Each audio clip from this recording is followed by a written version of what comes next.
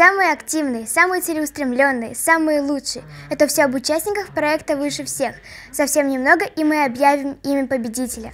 С сентября по декабрь 12 конкурсантов боролись за звание победителя проекта. На официальном сайте Башни Ньюс велось открытое голосование. Оставить лайк за своего фаворита можно было всего один раз за сутки. Но это не помешало нашим лидерам заполучить несколько тысяч голосов. Гора новостей отправилась на церемонию награждения победителей. Но для начала мы пообщались с ведущим этого громкого проекта детско-юношеского телеканала «Тамыр». Марсель, расскажи о проекте «Выше всех».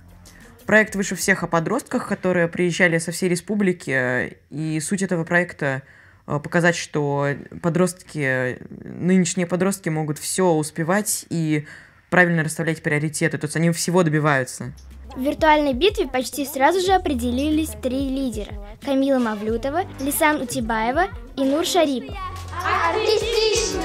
Кстати, Нур и стал обладателем памятного диплома, почетного звания и сертификата на крутяцкую фотосессию с классом. Ему все почести, аплодисменты и львиная доля эфирного времени в итоговом выпуске. Каково это победить в проекте «Выше всех»?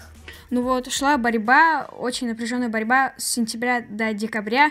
Нас было 3, и мы просто не хотели остаться позади, и со всеми силами там говорили друзьям: ну голосуй. Некоторые люди, когда я даже говорил: ну пожалуйста, можете проголосовать, ты уже сегодня мне 3-й раз это говоришь. В преддверии Нового года 30 декабря в эфире главного телеканала республики проект «Выше всех» специальный победный выпуск.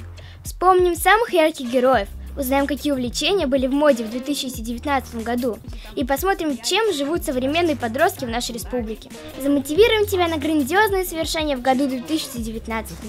Так что включай телевизор пораньше и будьте выше всех.